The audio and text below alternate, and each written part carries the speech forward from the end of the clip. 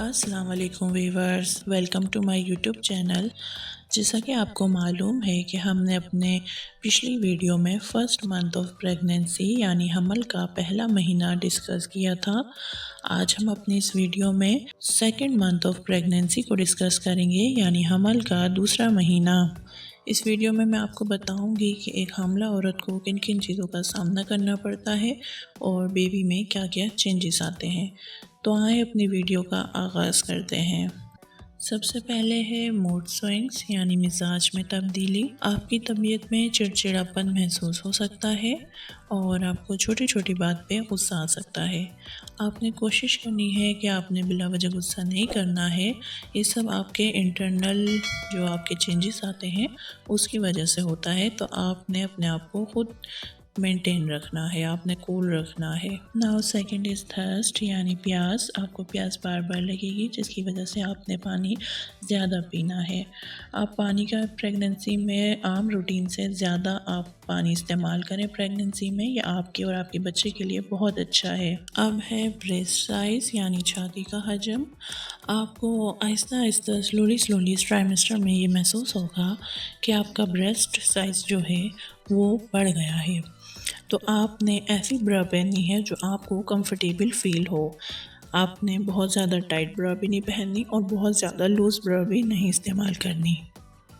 Stomach problem यानी आपको अपने मैदे में या तो किसी किस्म की जलन या दर्द महसूस हो सकता है और आपके मैदे की कारकर्दगी बिगड़ जाएगी। जैसे आप जितना खाना आप एक अपने नॉर्मल रूटीन में खाती हैं, या तो आप उससे ज़्यादा खाना खाने लगेंगी या आप उससे कम खाना खाएंगी और एक टाइटनेस आपको महसूस होगी अपने एब्डोमेन में, जो कि ये अलामत शुरू ही से ज़ाहिर हो जाती है और एंड तक रहती है। तो अगर आपके मैदे में जलन या कोई भी तरह की तकलीफ़ महसूस हो तो आपने मिर्च मसाले वाले खाने इस्तेमाल नहीं करने हैं। नाउ हार्ट बर्न यानी सीने में जलन।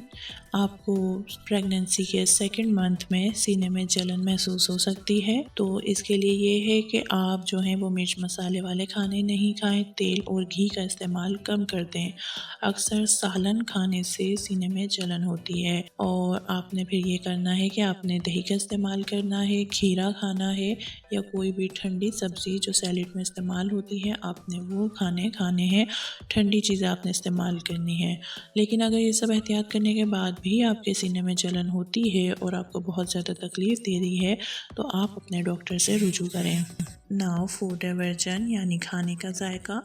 अक्सर हामला ख़वातीन को खाने में जायका महसूस नहीं होता, लेकिन ये फर्स्ट ट्राइमेस्टर की सिम्टम्स होते हैं। आपको ये सेकंड ट्राइमेस्टर में आहिस्ता आहिस्ता बिल्कुल कम हो जाएगा ये सिम्टम, या फिर बिल्कुल ही ख़त्म हो जाएगा और गोश्त की स्मेल जो है वो बर्दाश्त नहीं होती, लेकिन ये symptom at the end of pregnancy तक रहता है। लेकिन सब ख़वातीन को नहीं होता ऐसा, लेकिन अक्सर ख़वातीन को ऐसा होता है। नाउ सेकंड इज़ वीकनेस यानी थकावट। हार्मोनल चेंज की वजह से आपको ज़रूरत से ज़्यादा थकन महसूस हो सकती है। इसके लिए आपने ये करना है कि आपने बहुत सारा काम एक साथ नहीं करना।